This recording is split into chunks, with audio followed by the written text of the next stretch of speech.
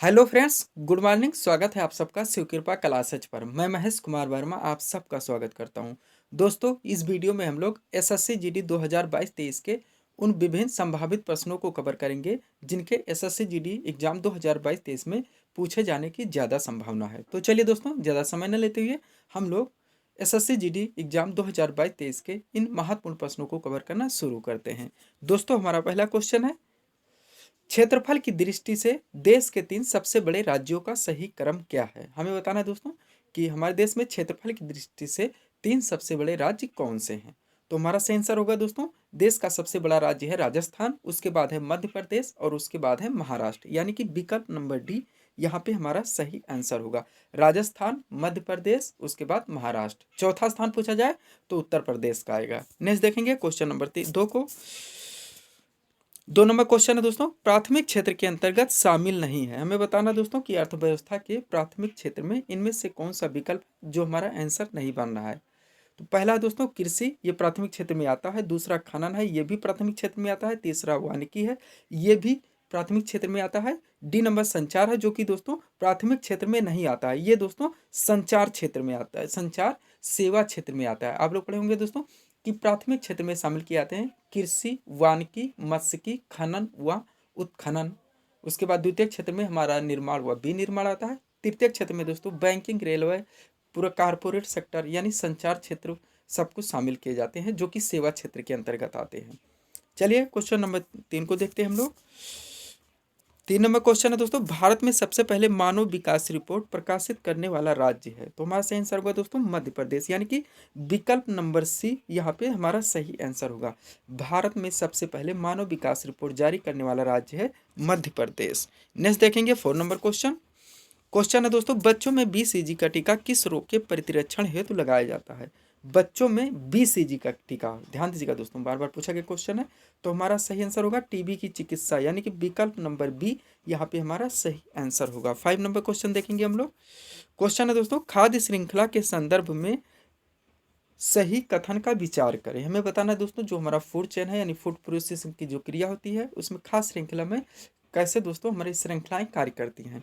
ए number है, हरे पौधे खाद्य श्रृंखला में उत्पादक स्तर पर हैं, वह सूर्य की ऊर्जा का उपयोग करके अपना भोजन संश्लेषित करते हैं। तो ये हमारे ए नंबर स्टेटमेंट सही हो जाएगा, क्योंकि दोस्तों हम लोग जानते हैं कि हरे पेड़ पौधे प्रकाश संश्लेषण क्रिया के माध्यम से अपना भोजन स्वयं संचालित करते हैं, यानी कि ये स्वपोषी होते हैं जो कि अपने भोजन स्वयं बनाते हैं। उसके बाद दोस्तों द्वितीय क्षेत्र पे आते हैं, जो कि हिरन हो गया, गाय हो गया, टिड्डी वगैरह हो गए, जो कि हरे पेड़ पौधों की पत्तियों पर निर्भर होते हैं। इन्हें खाकर अपने जीवन का निर्वाह करते हैं। इन्हें प्राथमिक क्षेत्र के उपभोक्ता कहा जाता है और ये शाकाहारी होते हैं।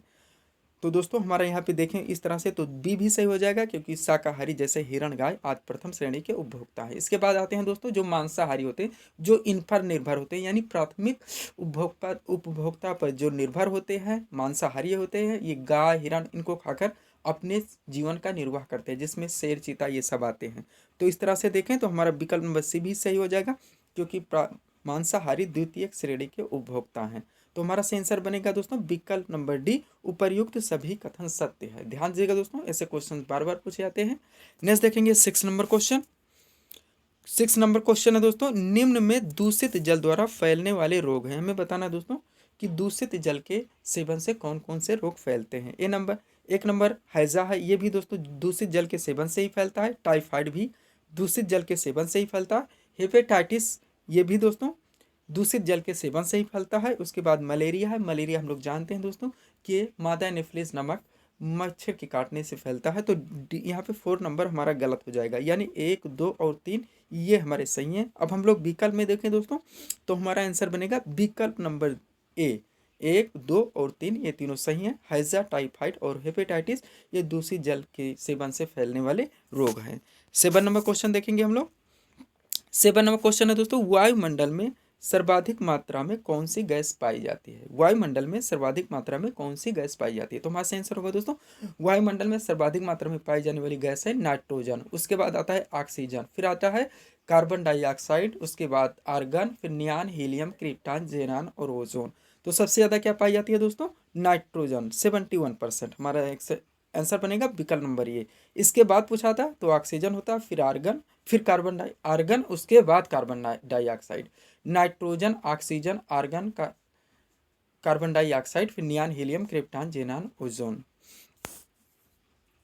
नेक्स्ट देखेंगे 8 नंबर क्वेश्चन, वायु दाब को किस यंत्र से मापा जाता है, ये पूछा जा रहा है 8 नंबर क्वेश्चन में। वायु दाब को किस यंत्र से मापा जाता है, तो हमारे से आंसर क्या बनेगा दोस्तों, बैरोमीटर, यानी कि विकल्प नंबर ये, वायु दाब को बैरोमीटर नामक यंत्र से मापा जाता है। 9 नंबर देखेंगे हम लोग, भारत में मनसबदारी प्रथा की शुरुआत क्यों की गई थी, भारत में मनसबदारी प्रथा की शुरुआत क्यों की गई थी, तो हमारे से आंसर होगा दोस्तों, ये प्रथा की शुरुआत की गई थी अधिकारियों के वेतन के लिए, यानी कि विकल्प नंबर ये यहाँ पे हमारा सही आंसर होगा। थोड़ा सा और इसके बारे में बात करेंगे दोस्तों, ताकि ये क्वेश्चन हमारा पूरी तरह से क्लियर हो सके। ध्यान दीजिएगा दोस्तों, भारत में मनसबदारी पद या प्रथा की शुरुआत अधिकारियों के वेतन के लिए सर्वप्रथम अकबर द्वारा की गई थी।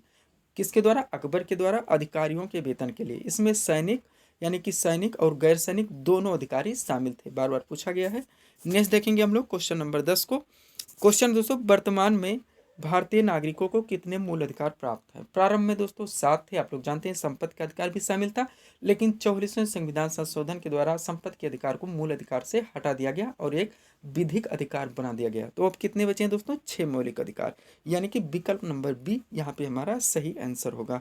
सब्सक्राइब करें दोस्तों आप हमारे चैनल शिव कृपा क्लासेज को इसी तरह के वीडियोस के लिए। 11 नंबर क्वेश्चन देखेंगे हम लोग, भारत का आदर्श राष्ट्रीय वाक्य सत्यमेव जयते कहाँ से लिया गया है, बार बार पूछा गया दोस्तों। हमारा आंसर होगा मुंडकोपनिषद, यानी कि विकल्प नंबर बी, सत्यमेव जयते जो हमारे भारत का आदर्श राष्ट्रीय वाक्य है, ये मुंडकोपनिषद से लिया गया है। नेक्स्ट देखेंगे 12 नंबर क्वेश्चन। क्वेश्चन है दोस्तों, उज्जैन किस नदी के किनारे स्थित है, उज्जैन किस नदी के किनारे स्थित है, तो हमारा सही आंसर होगा दोस्तों क्षिप्रा, यानी कि विकल्प नंबर बी यहाँ पे हमारा सही आंसर होगा। उज्जैन क्षिप्रा नदी के तट पर स्थित है। नेक्स्ट देखेंगे क्वेश्चन नंबर 13। क्वेश्चन दोस्तों, पाटलिपुत्र नगर की स्थापना किसने की थी, बार बार पूछा गया, वनडे एग्जाम का फेवरेट क्वेश्चन है। हमारा सही आंसर होगा दोस्तों पाटलिपुत्र नगर की स्थापना उदयन के द्वारा की गई थी, यानी कि विकल्प नंबर सी यहाँ पे हमारा सही आंसर होगा। 14 नंबर क्वेश्चन देखेंगे हम लोग, भारतीय जीवन बीमा निगम की स्थापना कब की गई थी, ये हमें बताएं 14 में। हमारा आंसर बनेगा 1956, यानी कि विकल्प नंबर सी, भारतीय जीवन बीमा निगम की स्थापना 1956 में की गई थी। 15 नंबर क्वेश्चन हम लोग देखेंगे दोस्तों, जो कि हमारे इस टेस्ट सीरीज का लास्ट क्वेश्चन होगा। पुनः इसके बारे में बात करेंगे दोस्तों, विजयनगर से संबंधित कई क्वेश्चन बनते हैं। सबसे पहले इसका आंसर करेंगे, विजयनगर राज्य किस नदी के किनारे स्थित था, तो हमारा सही आंसर होगा दोस्तों तुंगभद्रा। ध्यान दीजिएगा दोस्तों, विजयनगर राज्य तुंगभद्रा नदी के तट पर स्थित था। थोड़ा सा इसके बारे में डिटेल बात करेंगे दोस्तों, ताकि इसके इर्द गिर्द जो भी क्वेश्चन बनते हैं वो हमारे क्लियर हो सके। ध्यान दीजिएगा दोस्तों, महत्वपूर्ण नोट है हमारा। दोस्तों, कृष्णा नदी की सहायक तुंगभद्रा नदी के तट पर हरिहर प्रथम एवं बुक्का राय प्रथम नामक दो भाइयों ने 1336 ईस्वी में विजयनगर राज्य की स्थापना की थी। कई बार पूछा गया दोस्तों, कृष्णा नदी की सहायक नदी तुंगभद्रा के तट पर हरिहर प्रथम एवं बुक्का राय प्रथम नामक दो भाइयों ने 1336 ईस्वी में विजयनगर राज्य की स्थापना की थी। विजयनगर का वर्तमान नाम हम्पी है और यहीं से ज्यादा अवशेष इसके प्राप्त हुए हैं, ये भी ध्यान दीजिएगा। इस साम्राज्य पर 4 वंशों ने शासन किया था, जिनका सही क्रम भी यहाँ पे दिया गया है। सबसे पहले संगम, फिर सालू, फिर तुलु और लास्ट में अराबिडू वंश ने, और इनका शासनकाल लगभग 300 वर्षों तक रहा। तो ये थे दोस्तों इस टेस्ट सीरीज के हमारे टॉप एमसीक्यूज, जिसको हम लोगों ने यहाँ पे सॉल्व किए हैं। उम्मीद है दोस्तों आप सभी लोगों ने सॉल्व किए होंगे और देखे होंगे कि यहाँ से आपके कितने क्वेश्चन सही हो रहे हैं। तो दोस्तों इसी तरह के वीडियोज के लिए आप हमारे चैनल शिव कृपा क्लासेस से जुड़े, वह चैनल को सब्सक्राइब करें, ताकि हमारे द्वारा दिए जाने वाले सभी वीडियोज़ आप क्रम से सबसे पहले देख सकें। तो मिलते हैं दोस्तों हम अपने अगले वीडियोस के साथ। Thanks for watching.